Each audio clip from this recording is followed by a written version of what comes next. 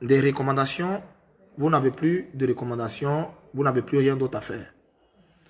Demeurez simplement dans la prière. Par contre, il est ressorti de mon temps de prière beaucoup de choses que Dieu m'a dit et qui concernent, bien sûr, les acteurs politiques de notre nation. Les acteurs politiques de notre nation. Dieu m'a expliqué beaucoup de choses concernant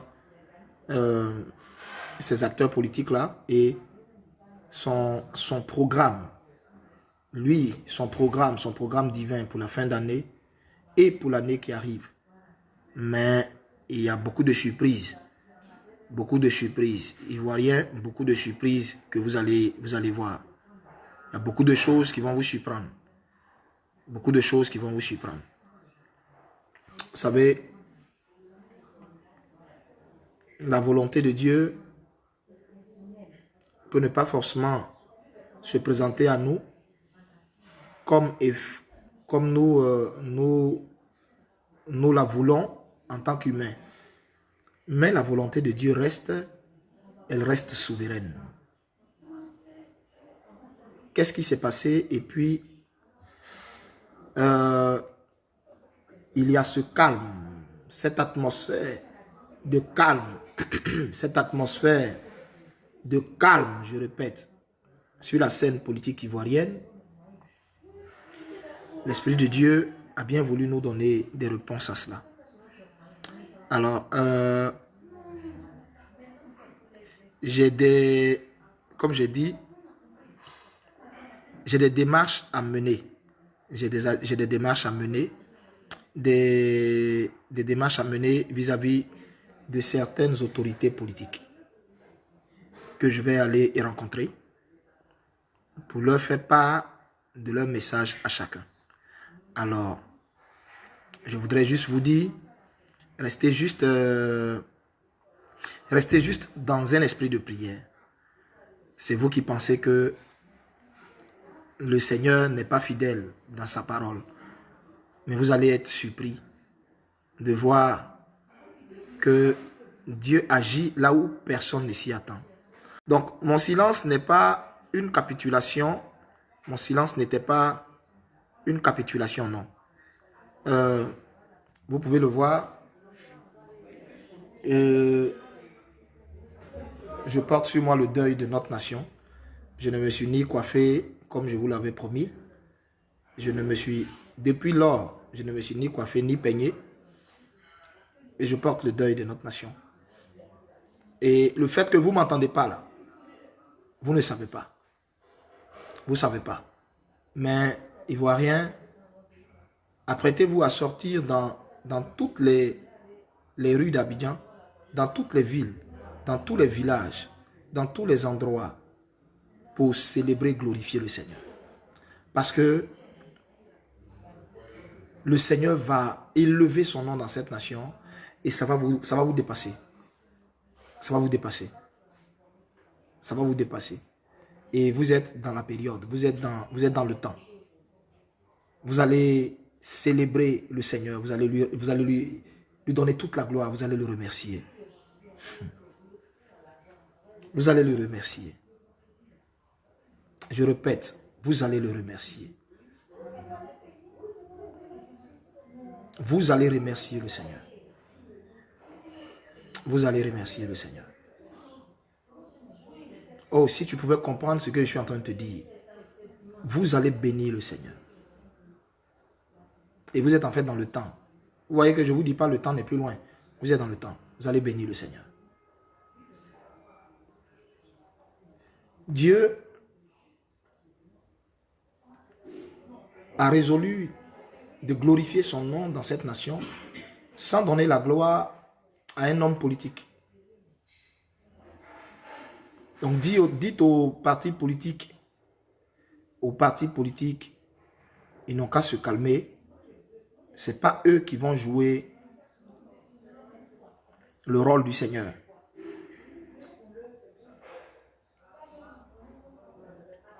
Je répète,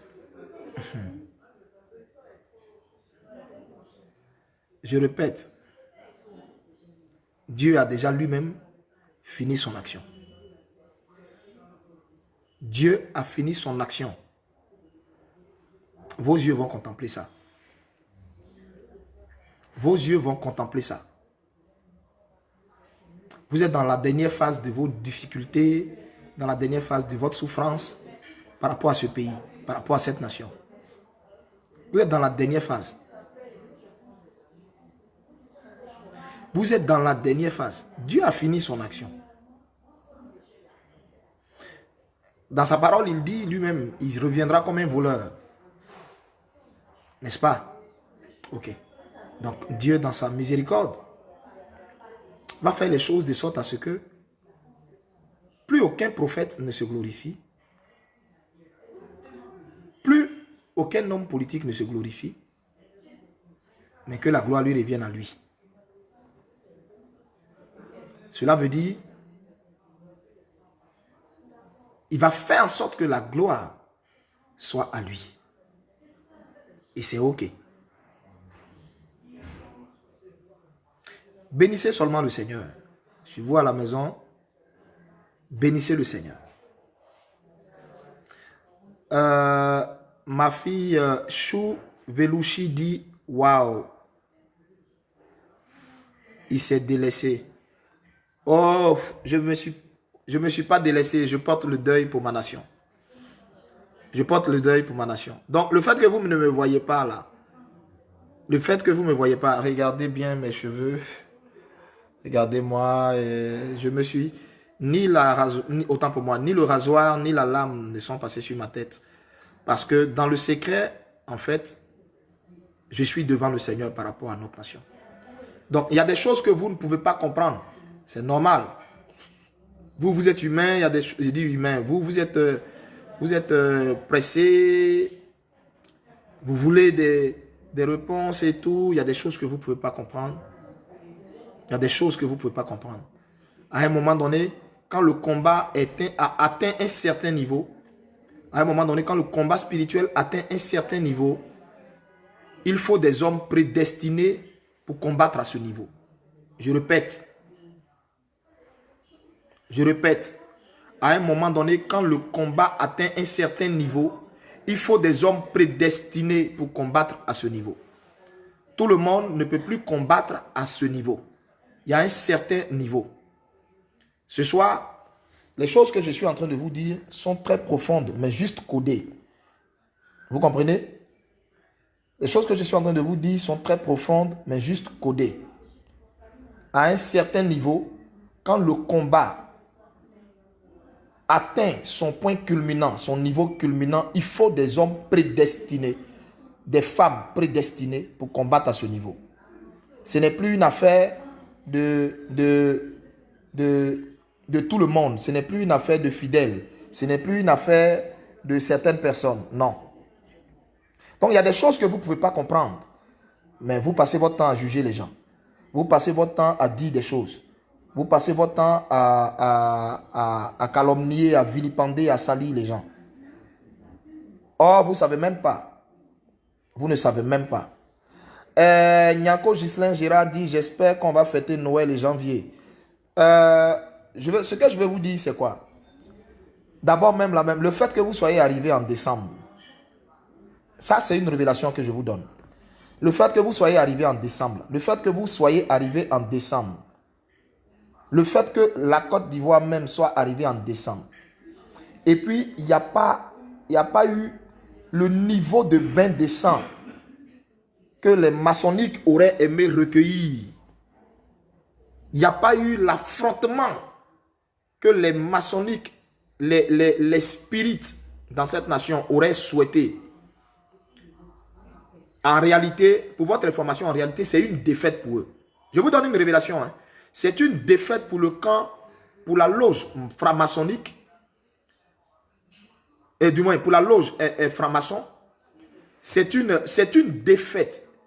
Est-ce que vous savez, vous les chrétiens, que vous avez amené les mystiques c'est-à-dire à essuyer une défaite lamentable.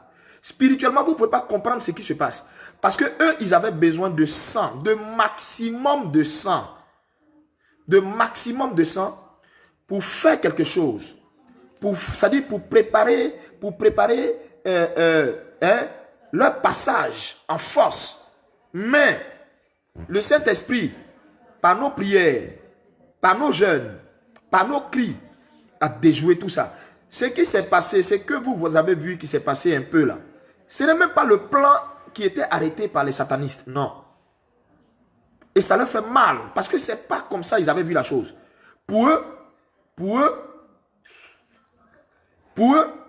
actuellement, on serait en pleine guerre civile.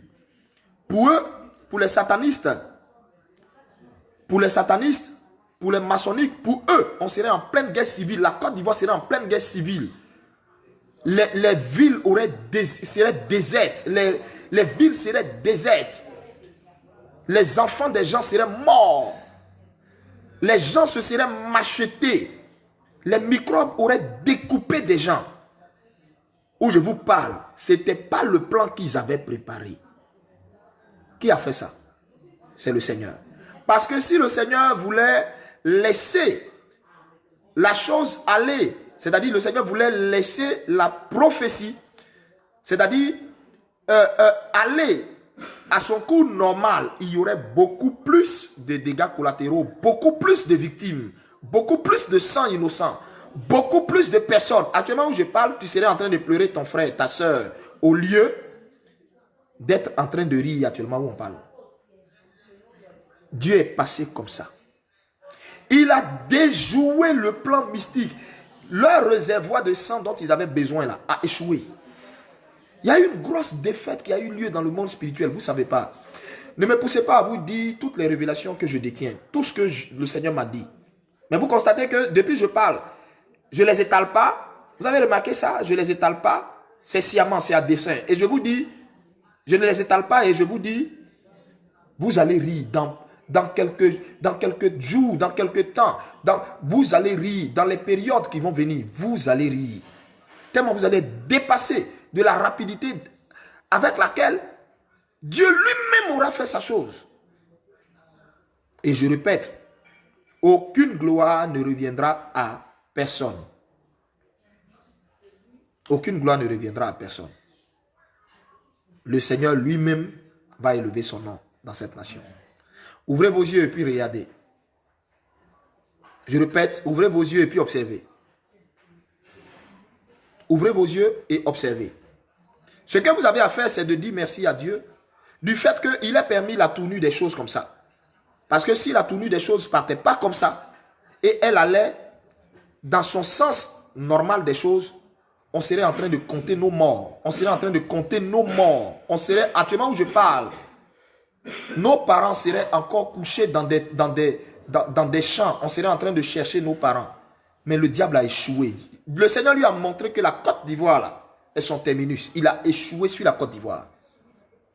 Il a échoué sur la Côte d'Ivoire. Et vous qui ne comprenez rien, vous êtes là, vous parlez sur les réseaux sociaux seulement. Vous parlez sur les réseaux sociaux seulement. La prophétie, on ne voit rien. Nanani, nanana, la prophétie, on ne voit rien. Mais tu ne vois rien. Et puis, et alors?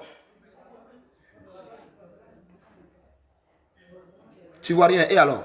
Je répète, quand le niveau du combat est élevé, c'est les hommes prédestinés pour aller à cette hauteur de combat-là, qui y vont et qui combattent et qui ramènent la victoire. Ce n'est plus vous. Est-ce que tu as compris? Je voudrais par la suite, c'est tout ce que j'ai à dire sur la Côte d'Ivoire. Hein. J'ai rien d'autre à ajouter. J'ai rien d'autre à ajouter. J'ai rien d'autre à ajouter.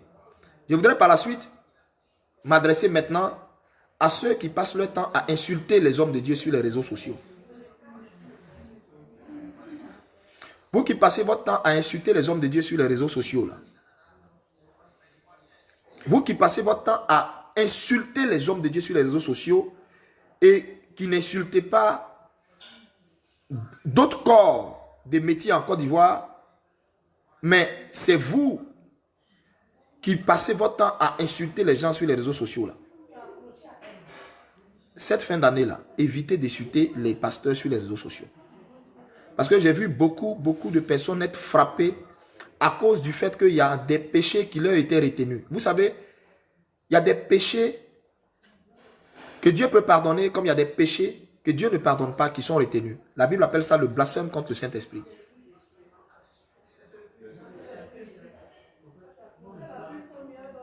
Vous comprenez? Donc, cette fin d'année-là, arrêtez de blasphémer contre le Saint-Esprit. Arrêtez de blasphémer contre le Saint-Esprit. Je le dis pourquoi? Parce que il y a un vent de mort qui va souffler et puis frapper beaucoup de personnes. Arrêtez de blasphémer contre le Saint-Esprit. Arrêtez de blasphémer contre le Saint-Esprit. Si tu sais que tu passes ton temps à parler en mal des hommes de Dieu, non, ne le fais pas. Repends-toi maintenant. Repends-toi. Repends-toi. Sincèrement, il faut te repentir. Il faut te repentir. Sincèrement, il faut le faire. C'était ce que j'avais à vous dire. Sincèrement, il faut te repentir.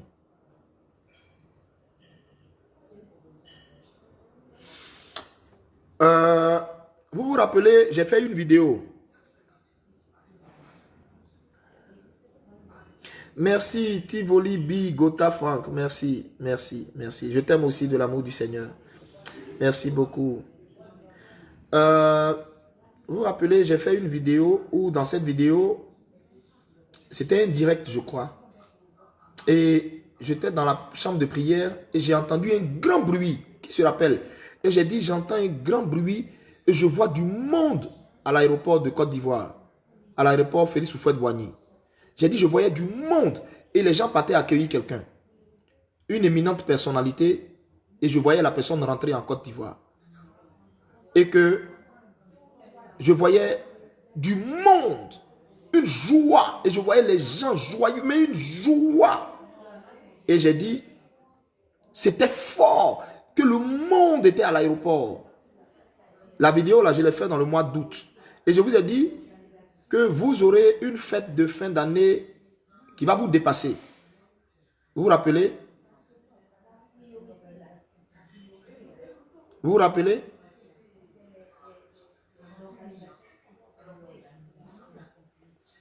Tous ceux qui se rappellent, écrivez s'il vous plaît.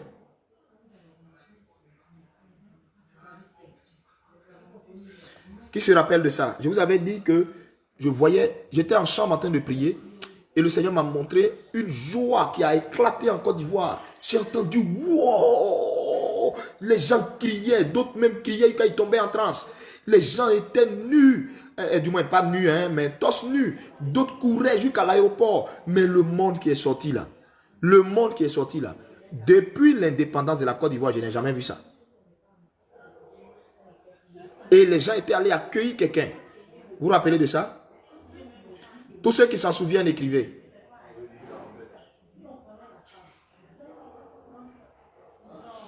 D'accord.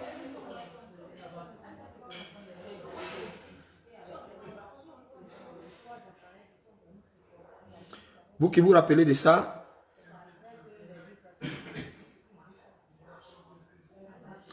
vous vous rappelez de ça? D'accord, ça veut dire qu'il y a beaucoup de personnes qui me suivent vraiment et qui sont fidèles sur cette page. Donc, vous comprenez que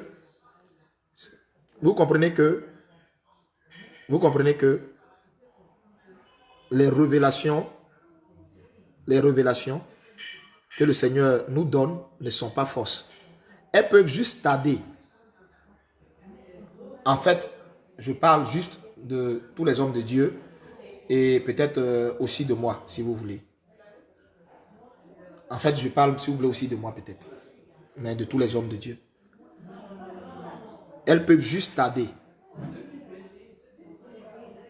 Si par l'Esprit de Dieu, j'ai reçu de Dieu un message que je voulais communiquer, elle peut juste tarder. Parce que la Bible dit, si la prophétie tarde, donc ça veut dire que ça peut tarder. Mais à coup sûr, ça arrivera. À coup sûr, ça arrivera. Donc si vous vous rappelez que je vous avais dit, regardez du côté de l'aéroport Houphouët-Boigny. Il y a un homme qui rentre et il y a une joie, un éclatement de joie en Côte d'Ivoire. Mais ça va laisser les gens sans, ça dit, ça sera terrible. Vous vous rappelez, non? Ok. Vous êtes dans la phase de l'accomplissement de cette révélation que je vous ai donnée là. C'est comme ça, il en est de même pour toutes les révélations que Dieu a données sur la Côte d'Ivoire. Vous comprenez? Ce soir, j'ai parlé très codé. J'ai dit, quand le niveau spirituel du combat atteint un certain degré, une certaine hauteur, les enfants spirituels n'y vont pas. C'est des gens prédestinés pour ce type de combat-là qui y vont. Donc, si pour le moment, tu ne comprends pas certaines choses, il faut juste regarder mon apparence et puis tu vas comprendre la nature du combat dans lequel on est. Regarde juste mon apparence. Regarde juste mon apparence. Tu vas comprendre le poids que Dieu met sur nos épaules.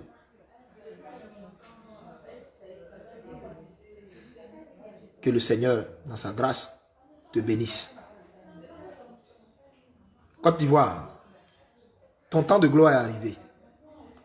Côte d'Ivoire, ton temps de gloire est arrivé. Ton temps de gloire est arrivé.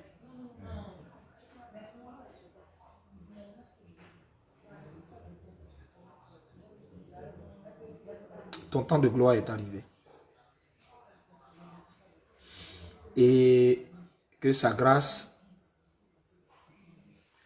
soit avec toi. Que sa grâce soit avec toi. Les gens viendront de partout pour venir te célébrer, Côte d'Ivoire. Parce qu'ils diront, tu es la bien-aimée du Seigneur. Je suis en train de te donner une prophétie. Les gens viendront de partout pour venir te célébrer parce qu'ils diront, tu es la bien-aimée du Seigneur. Le Seigneur lui-même va se charger de ton cas. Le Seigneur lui-même va se charger de ton cas. Le sang de tes fils et tes filles ne verseront plus.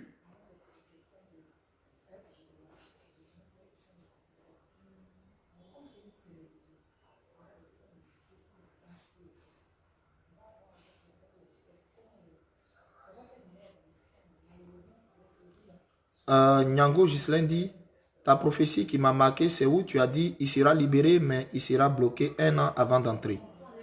Mais avant qu'il ne vienne, je comprends. Ok, ok. Donc, sois béni si tu comprends. Vous savez, par moment, les prophéties, il faut qu'on les code. Parce que pendant qu'on est sur Internet, là, il y a plein de personnes qui nous suivent en même temps. Hein. Voilà, donc, on ne veut pas donner certaines informations à certains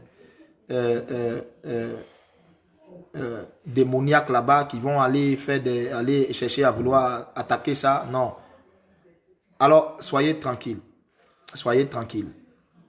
Je répète, soyez tranquille. Soyez tranquille. Maintenant, la question que vous vous posez, c'est est-ce que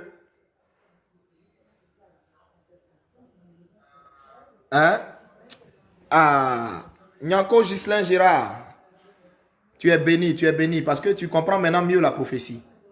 La prophétie est sur la toile. Il sera libéré, mais avant qu'il ne vienne, il faudra que Dieu nettoie. La prophétie est sur la toile. Que Dieu vous bénisse grandement.